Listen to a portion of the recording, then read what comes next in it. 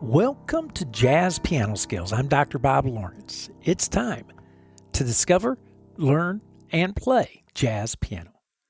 Today we are going to continue our discovery of linear improvisation. We are going to learn how to begin developing melodies horizontally. And we are going to play 10 exercises designed to help you seamlessly connect harmony melodically. So as I always like to say, regardless of where you are in your jazz journey, a beginner, an intermediate player, advanced player, or even if you are, crotchety and seasoned, experienced professional, you will find this Jazz Piano Skills podcast lesson continuing our exploration of linear improvisation to be very beneficial. I want to take just a couple minutes, as I do at the beginning of every podcast episode, to welcome all new Jazz Piano Skills listeners. If you are new to Jazz Piano Skills, I want to personally invite you to become a Jazz Piano Skills member. All you got to do is visit JazzPianoSkills.com to learn more about all of the abundance of jazz educational resources and materials and services that are available for you to use as a Jazz Piano Skills member. And of course, all these educational materials are designed to help expedite and maximize your learning process. So as a Jazz Piano Skills member, you have access to all of the educational podcast packets, the illustrations, the lead sheets, and the play-alongs that I develop for each weekly podcast episode. Fantastic tools to have at your fingertips when studying the jazz piano skill being explored in the podcast episode, and fantastic tools to have sitting on your piano when practicing these jazz piano skills that I explore each and every week. Also, as a Jazz Piano Skills member, you have access to the entire jazz piano curriculum. This is a sequential piano curriculum that is loaded with comprehensive courses, using a self-paced format, educational talks, interactive media, video demonstrations in all 12 keys, play-alongs, and much, much more. Also, as a Jazz Piano Skills member, you have a reserved seat in the weekly masterclasses, online weekly masterclasses, which are in essence a 1-hour online lesson with me each and every week. And you also have, as a Jazz Piano Skills member, have access to the private Jazz Piano Skills community.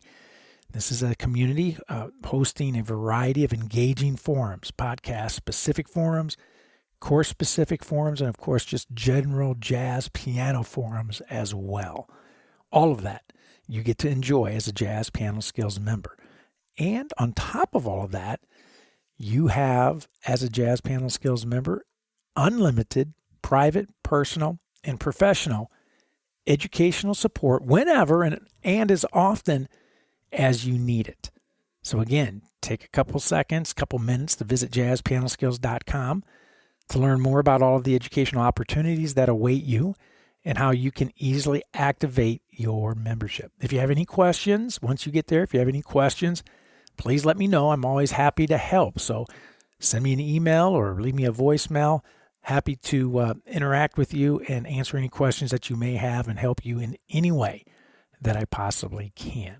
Okay, let's get down to business. Let's discover, learn, and play jazz piano. Let's discover, learn, and play some linear improvisation. Last week, I started with a question, and that question was, what makes a melody a good melody? I then explained that a good melody is not dependent upon how it comes into existence. In other words, a good melody is a good melody whether it is strategically composed or spontaneously improvised. Makes no difference. A good melody is a good melody regardless of how it is derived. I also spent some time last week explaining that a good melody is not dependent upon the harmony or rhythm that supports it. Now my point is this. We may not like the harmony used with the melody. We may not even particularly care for the rhythm of the melody. But regardless, nevertheless, our personal preferences do not alter whether or not a melody is good or bad. And in fact, we may not even like the melody itself, and it has no impact on the goodness, if you will, of the melody. And again, I stressed this last week. I've listened to tons of music that personally I just simply do not care for.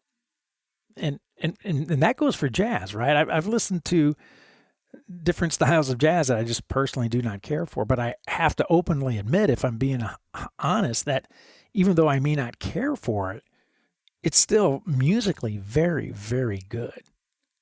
So we determined last week that if the way a melody comes into existence, whether it is composed or improvised, if it makes no difference and does not determine the goodness of the melody, and if the harmony and the rhythm do not determine the goodness of the melody, then what makes a melody a good melody?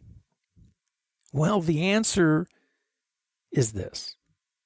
A good melody is a good melody because it has good linear narrative. It seamlessly flows across bar lines and through the harmony that supports it. In other words, its nature is horizontal, not vertical. Now, in my 30 plus years of studying and teaching jazz piano, which I do not like to bring up because it reminds me that I am now considered old. In fact, just the other day, I got a free cup of coffee at a local diner here in Dallas because I'm now a senior. But hey, that's another whole topic we can discuss at another time. So forgive me for getting off track here, but let's get back to jazz piano and linear melodies. What I was trying to say before I got sidetracked was that in my 30 plus years of study and teaching jazz, I have discovered that the biggest challenge, without question, the biggest challenge for any young improviser is to learn how to play linearly, horizontally, through the bar lines, and to seamlessly connect the harmony. So let me give you an example of what I'm talking about. Young improvisers play vertically. They are confronted with a chord, and then they react by playing something to go along with that chord, typically a few chord tones. Then they take a breath, and they move on to the next measure where they are confronted with another chord. And then they play a few more notes that are typically chord tone. So it ends up sounding something like this. Now, what I'm going to play two chords, a B flat major seventh for a measure, followed by a B dominant seventh for a measure.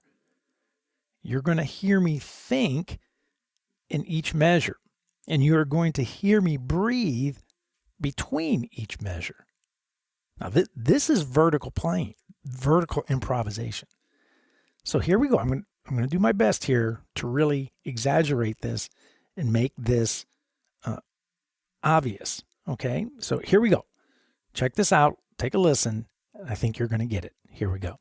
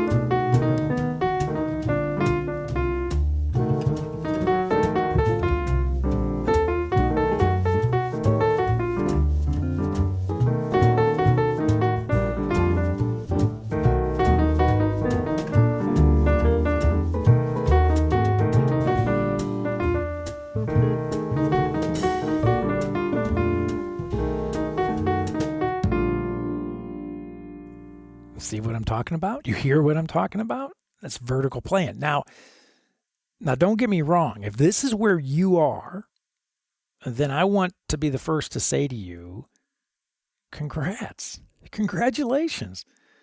This is a huge step in your jazz improvisation development. Being able to play vertically from chord to chord in time is a monumental accomplishment. So congratulations. This is not a bad thing at all. So if you are thinking, this is how I sound when improvising, then I am thrilled for you because you have accomplished the very first and essential step for developing jazz improvisation skills. So how does one then begin transitioning from vertical improvisation that you just heard to more of a horizontal or linear improvisation? Well, if you want to become comfortable with creating and playing linear lines, then you have to begin practicing linear lines. Right? Now, I know it sounds so stinking obvious, but it's not, right? Just an FYI, we always make things much more complicated than they really are, especially when it comes to developing our musical skills. We all do it. Now, if you want to get good at playing melodic ideas that cross over the bar line and seamlessly connect the harmony, then you should practice exercises that cross over the bar line and seamlessly connect the harmony. Duh, right? Guess what we did last week? And guess what we are going to do again today? We are going to play exercises that cross over the bar line and seamlessly connect the harmony. Now, the idea with each of the exercises that I presented last week and that I'm presenting today is that we want to completely fill 2 measures of music. No break in our melodic idea. 2 measures or 8 beats of music must be filled. Whether we use quarter notes or eighth notes, quite honestly, makes no difference. The objective is that we must fill 2 entire measures of music. We want to create a 2-measure phrase that plays something on each of the 8 beats and ends on count 1 of the 3rd measure. Right? We do not want any space, no rest. And why? Because our objective is to get used to the sound, the sensation, the feel of what it is like to play a melodic idea that stretches over 2 entire measures. Linear playing. Now, we could use, as I mentioned last week, we could use the 2-5-1 progression to begin developing this sensation, this feel of what it is like to play linearly. But as I also explained last week, the problem with the 2-5-1 progression is that it uses the same major scale over all 3 chords. And as I explained last week, this is a blessing and a curse. It's a blessing because you can begin to get a feel for, you can begin hearing what it is like to play linearly because only one scale is needed to play through all 3 chords.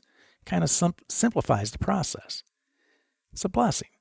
It's a curse, however, because you can easily and accurately assess your ability to play linearly because you are not forced to change your melodic line, your scale or your arpeggio to coincide with various harmonic demands, right? You're not confronted with a harmonic shape, a chord that points you to a different key. And this is precisely what we did last week, and it's what we're going to do again today. We are going to explore 2 different sounds that point us to 2 different keys, 2 different scales. Our control group today will be, once again, as it was last week, B flat major 7. Our experimental group, however, last week we used C sharp minor. We used a minor sound. This week we're going to use a dominant sound. It's going to be B7, which of course points us to the key of E major. B7 is the 5 chord of the key of E. It'd be like the Mixolydian mode for all you academic folks. So we're going to be dealing with the key, the scale of B flat major, and the key, the scale of E major. Very different keys, very different scales indeed. Of course, you can swap out the B7 when you're practicing this week. You can swap out the B7 with other dominant chords, such as D flat 7 or E flat 7, E7, F sharp 7, A flat 7, all of which are going to point you to different keys.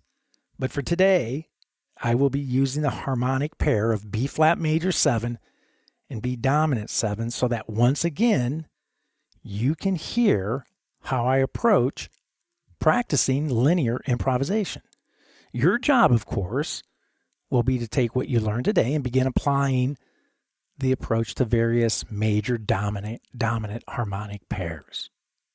So the educational agenda for today is as follows. Number 1, I am going to present 10 exercises designed to help you to begin developing linear improvisation, to help you seamlessly connect harmony melodically.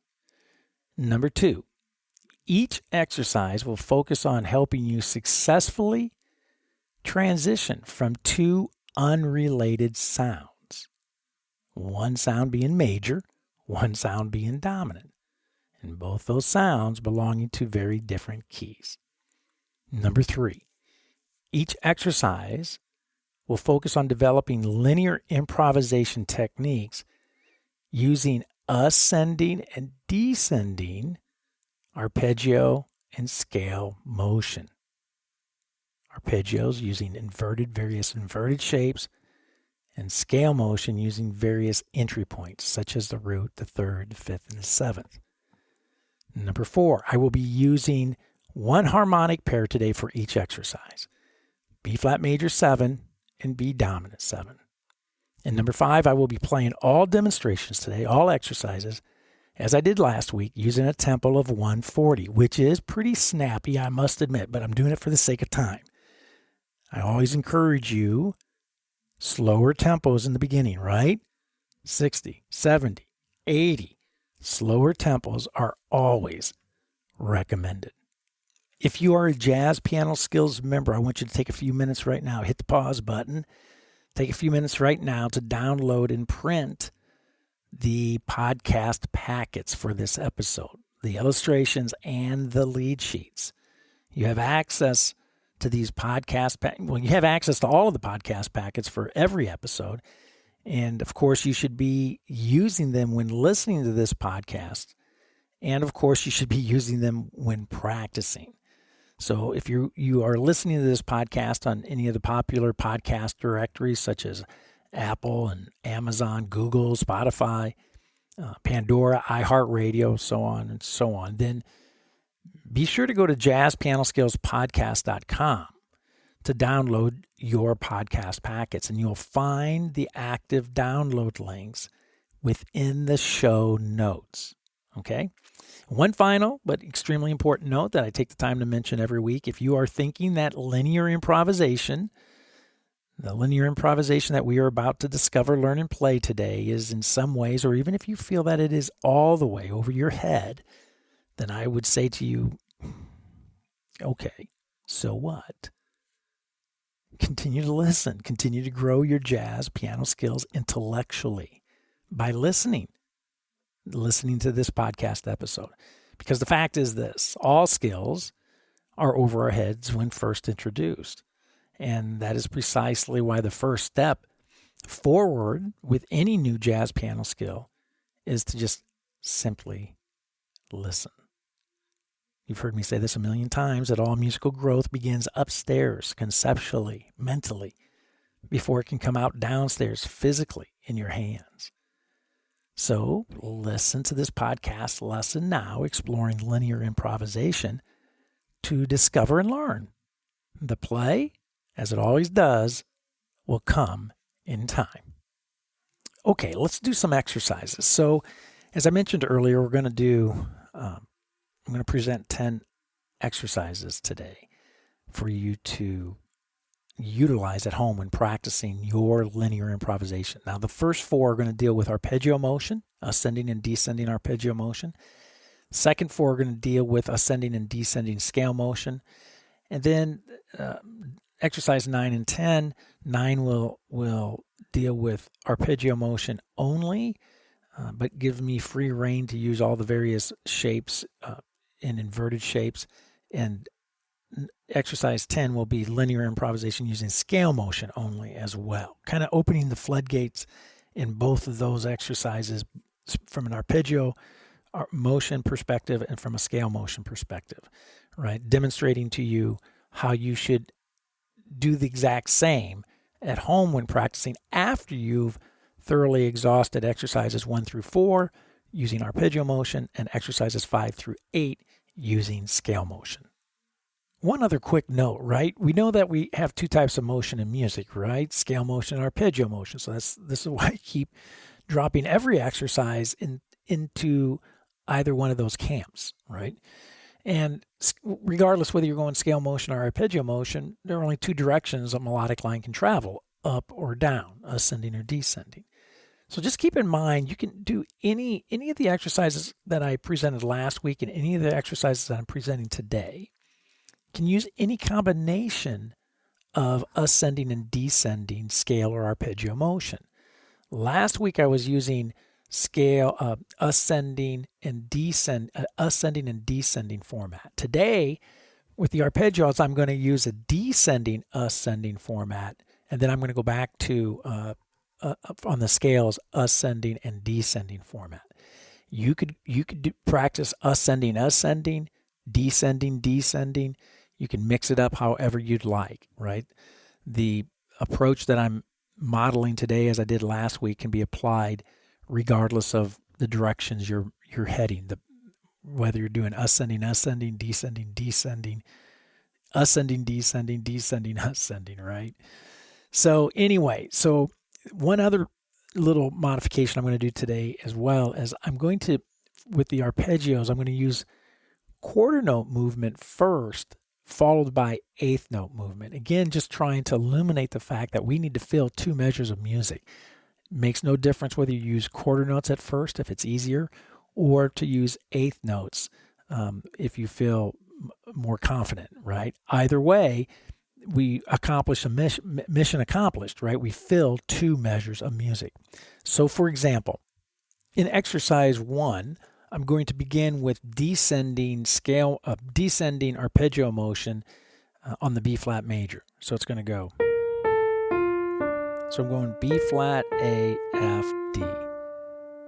Then I'm going to ascend using quarter notes through the B7 sound. D sharp, F sharp, A, B, and then resolve it to my B flat back on count 1 of measure 3. So measure 1, descending B flat major, measure 2,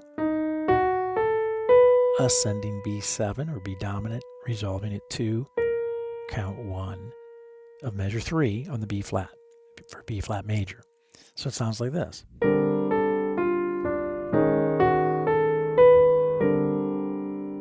Now, when I switch to eighth notes, I'm going to have to play twice as many notes to fill that 2-measure phrase. So I'm going to do arpeggio descending from the B flat major. So my arpeggio starts on the root descending, and then it starts on the 7th. Now the 7th. Now I'm going to ascend my arpeggio from root position on my B7. And then from my 3rd, D sharp. And then finally resolve to my B flat for measure 3, count 1 of measure 3. So in time, it sounds like this.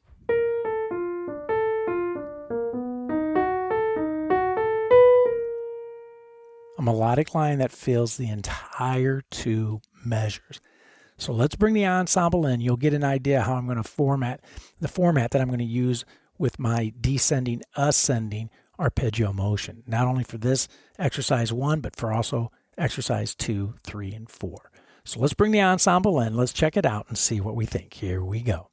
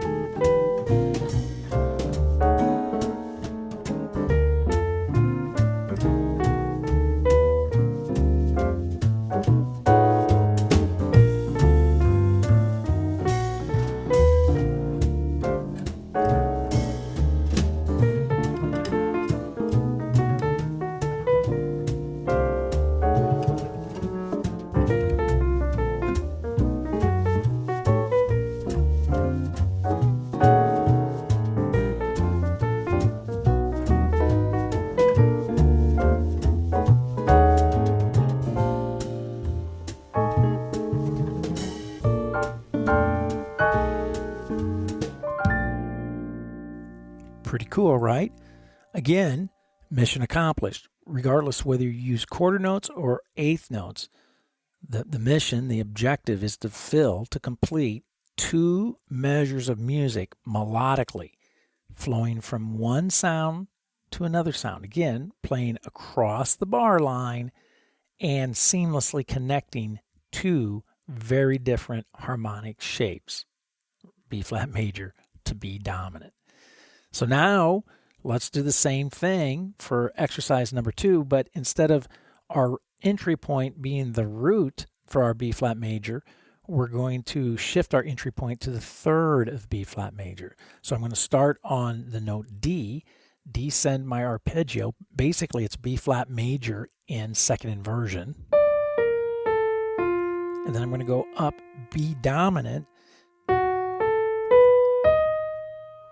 and then resolve it right back to my D where I started. So going up my B dominant is F sharp, A, B, D sharp. So my B flat major is in 2nd inversion, my B dominant in 2nd inversion, using quarter notes. Now, if we switch that to eighth notes, so 2 descending arpeggios, right? B flat in 2nd inversion, B flat in 1st inversion, going up B7, 1st inversion, B7, 2nd inversion, and resolving it to my D, my 3rd, right where I started. So I get this in time.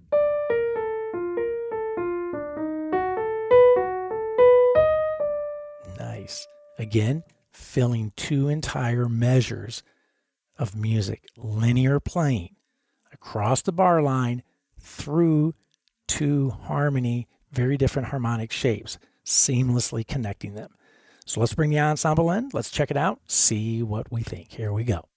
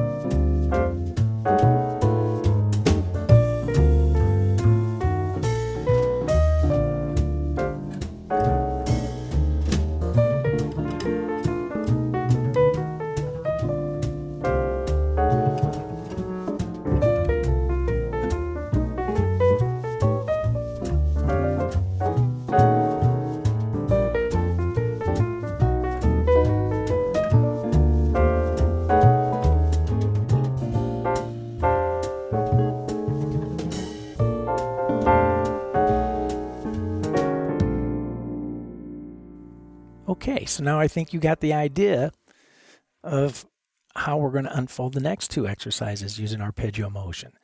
So for exercise number 3, we are going to descend from the 5th of our B flat major, right? And we're going to ascend from the 5th of our B7. So you can choose to use quarter notes initially if you'd like, right? Quarter note on each beat, or you can use eighth notes. If you're going to use eighth notes, you're connecting two inverted harmonic shapes for each chord, for the B flat major and for the B7. So I'm going to bring the ensemble back in, and you're going to hear me follow the same format, right? I'm going to start by playing quarter notes first, descending and ascending through my B flat major and my B7. Then I'm going to shift to eighth notes. Again, descending through my B flat major sound and ascending through my B dominant sound. So here we go. Let's check it out and see what we think.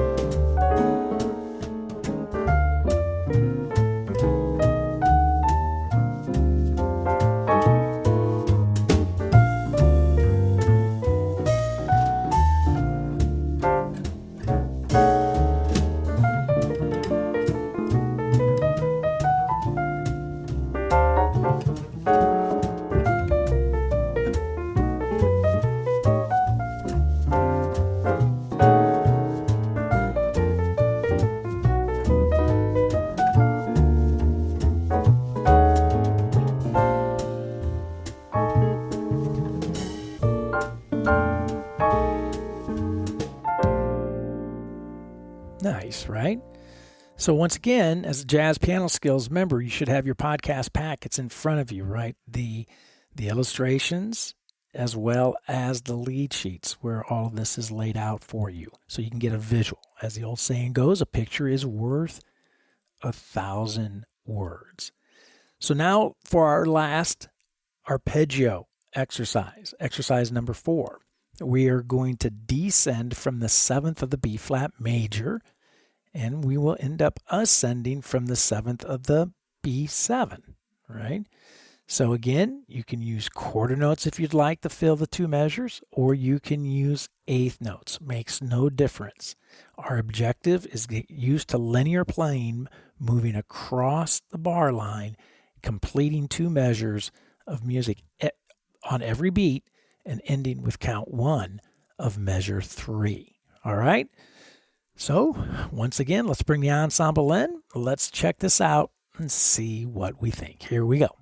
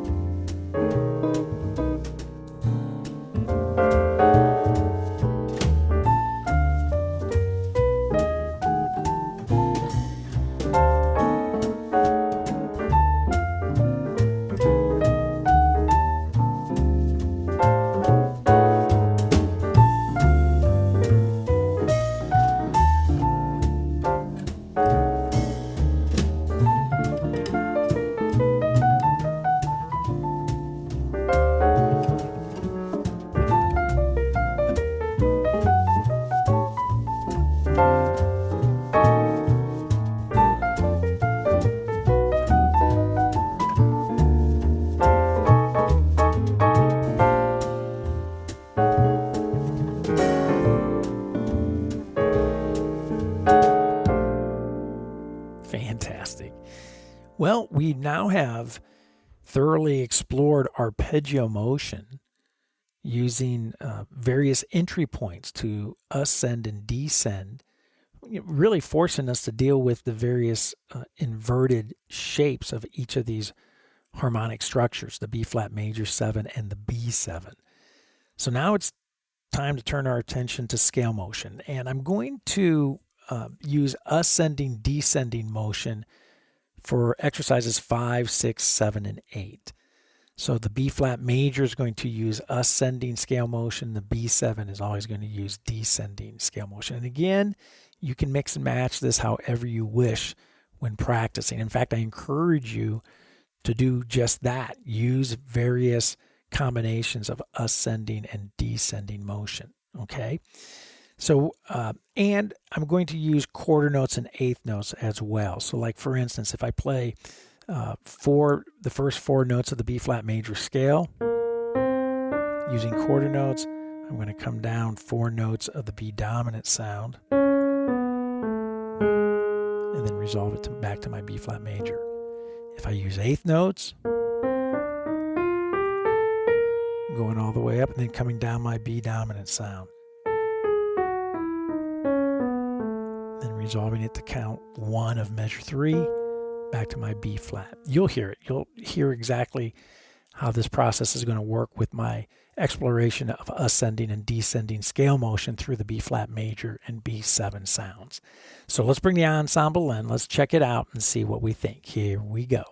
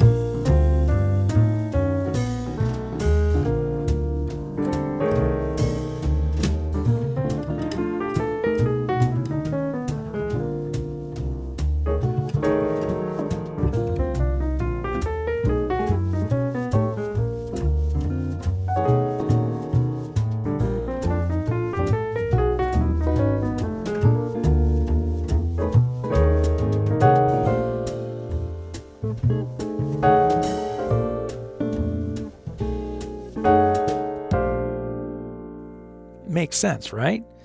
What a great way to practice. So now we're just going to shift to a different entry point.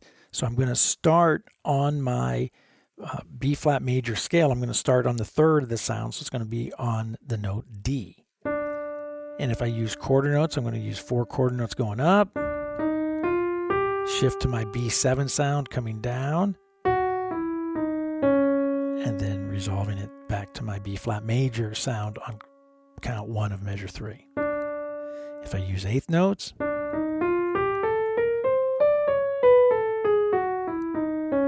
see, you heard the shift there, right? You could hear the change in the line. Even though the line did not stop, the melodic line did not stop, you can hear the change shifting from the B flat major to the B7 on the descent, right? So let's bring the ensemble back in. Let's practice B flat major 7 to B7 using scale motion, some quarter notes, some eighth notes, ascending, descending. So here we go. Let's check it out, see what we think.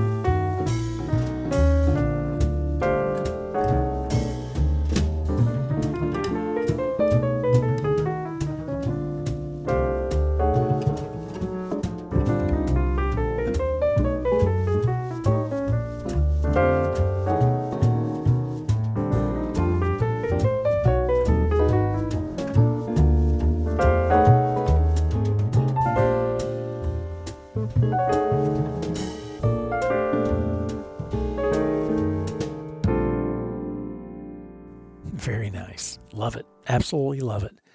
So now, again, same process, but we shift our entry point to the 5th of B flat major. So if I'm using quarter notes, I'm going four notes, starting from F, F, G, A, B flat, 4 quarter notes of the B7 sound coming down, right, which would be G sharp, F sharp, E, D sharp, and then I'm going to resolve it back to my 5th. There we go. So again, and if I'm using eighth notes,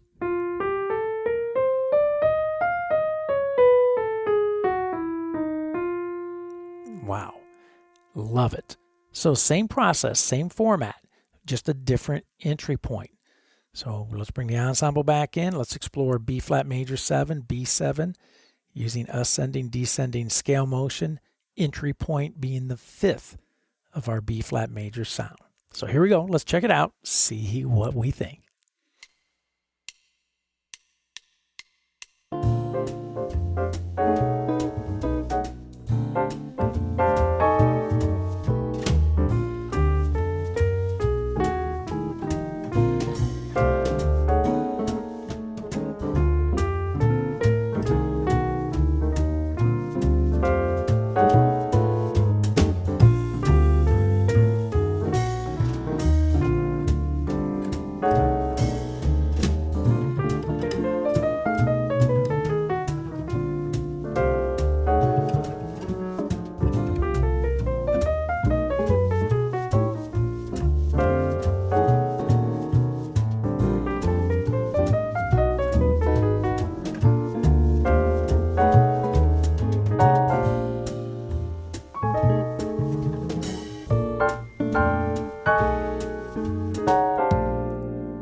Now we have successfully explored the B flat major 7 sound, B7 sound, using ascending, descending scale motion, with the entry point being the root of the B flat major, the third, the fifth.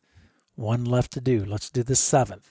So 4 quarter notes ascending from the 7th, 4 quarter notes descending from actually the 2nd of B7,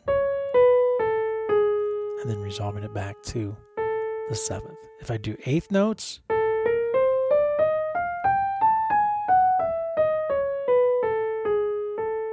nice. Once again, let's bring the ensemble back in. Let's hear how this ascending, descending scale motion, with the entry point being the 7th of B flat major 7. Let's see what this sounds like. So here we go. Let's check it out.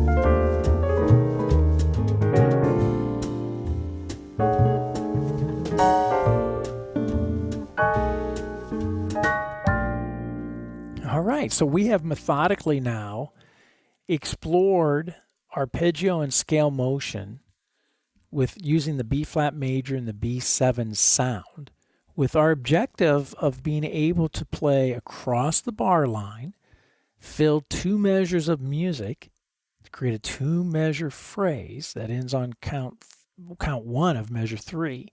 No space, right? We're trying to develop this sensation, this feel of what it feels like to play a linear line through a 2-measure phrase. And we've been successful doing that, not only this week, but last week as well, right? So now what I want to do is kind of open the floodgates, as I mentioned earlier, and I'm going to bring the ensemble back in, and now I'm going to use just arpeggio motion, only arpeggio motion. I'm going to restrict myself to being able to flow in and out of my B flat major sound to my B7 sound using ascending and descending arpeggio motion, and using any of the inverted shapes, right? I'm going to just try to play nice elongated lines using these shapes that I'm now very familiar with because I've methodically practiced them. Okay, so let's bring the ensemble in. Let's hear what our strict arpeggio motion sounds like improvising, trying to create these nice 2 or even 3 or 4 measure phrases to give myself a nice linear sound. So here we go. Let's check it out and see what we think.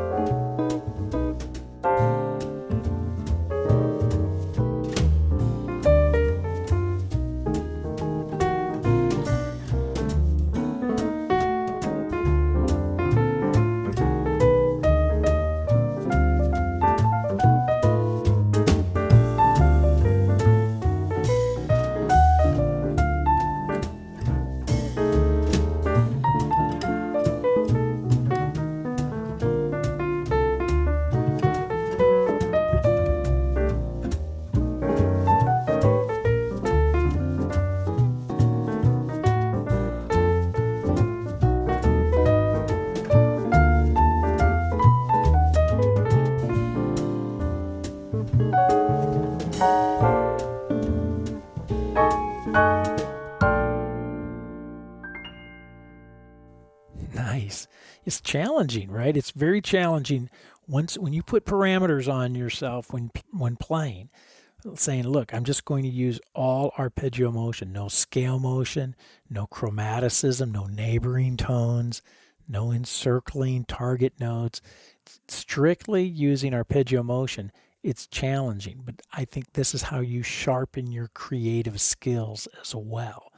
So I want to do the same thing now, open the floodgates again, but this time restrict myself to using only scale motion as I cross over bar lines and I seamlessly connect my B flat major to my B7 sound. So here we go. Ensemble is going to join me once again, and let's see what this sounds like. Here we go.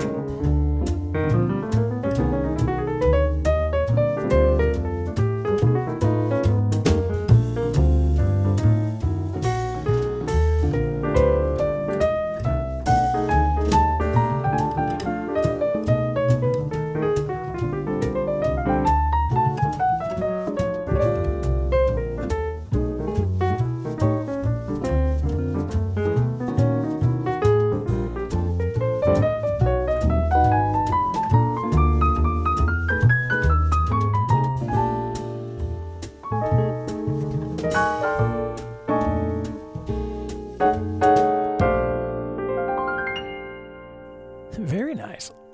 Again, very challenging as well. So now one more exercise, right? Now let's open the floodgates all the way and allow ourselves to use arpeggio motion, scale motion, ascending, descending directions, various entry points. Let's kind of experience the fruits of our labor here, if you will, and have a little fun and see what this sounds like now. So I'm going to bring the ensemble back in, improvise using the B flat major B7 sound, focusing on various harmonic inverted shapes, arpeggios using various inverted shapes, as well as ascending and descending scale motion. So here we go. Let's check it out and see what we think.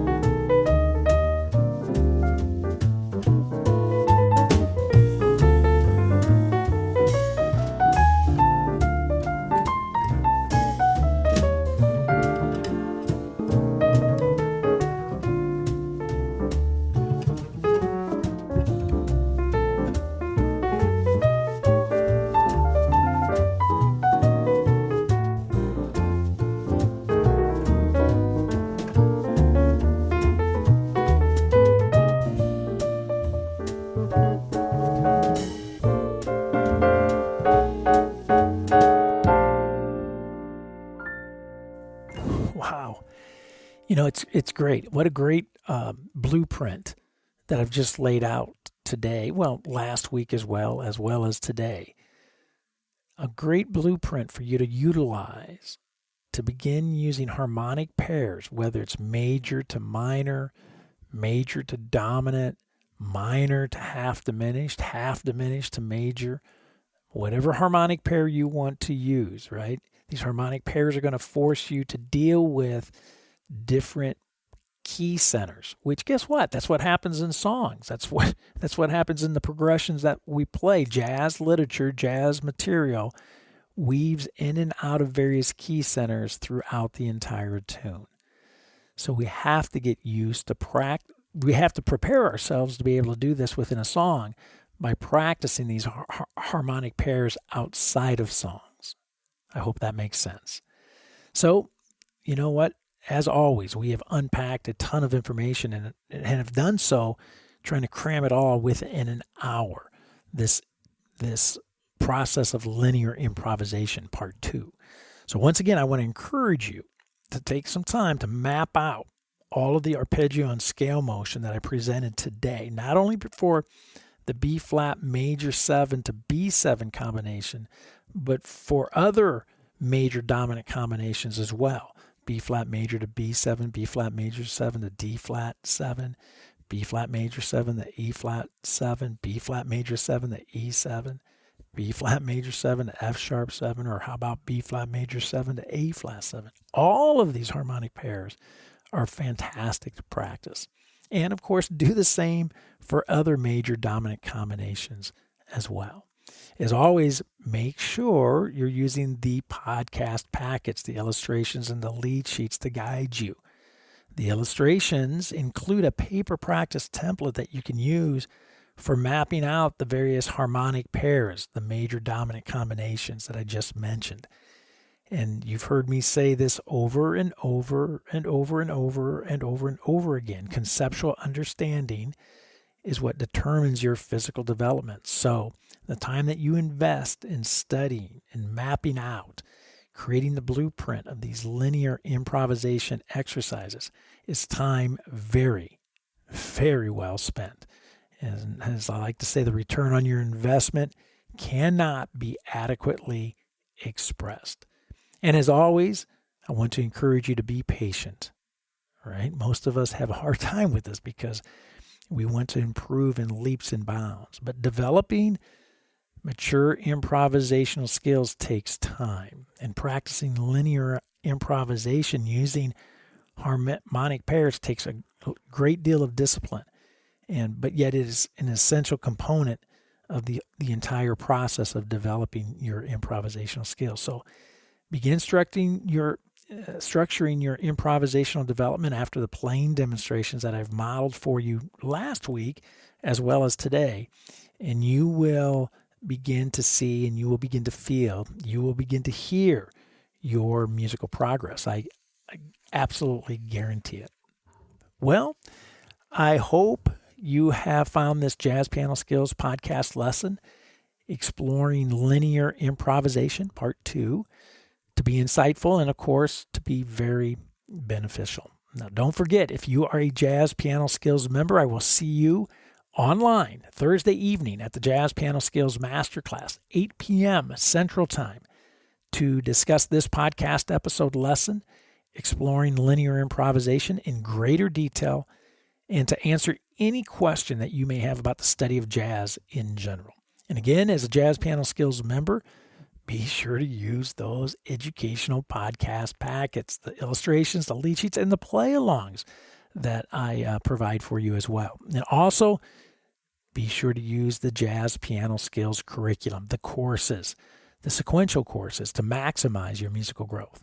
And likewise, be sure that you are an active participant in the Jazz Piano Skills community. Get involved, contribute to the various forums, and most importantly, make some new jazz piano friends. Always a great thing to do. Now, you can always reach me by phone, 972-380-8050, my extension 211. By email, Dr. Lawrence, drlawrence at jazzpianoskills.com, or by SpeakPipe, a handy little widget that is found throughout the Jazz Piano Skills website. Well, there is my cue. That's it for now. And until next week, enjoy studying and playing and developing linear improvisation. Enjoy the journey. And most of all, have fun as you discover, learn, and play jazz piano.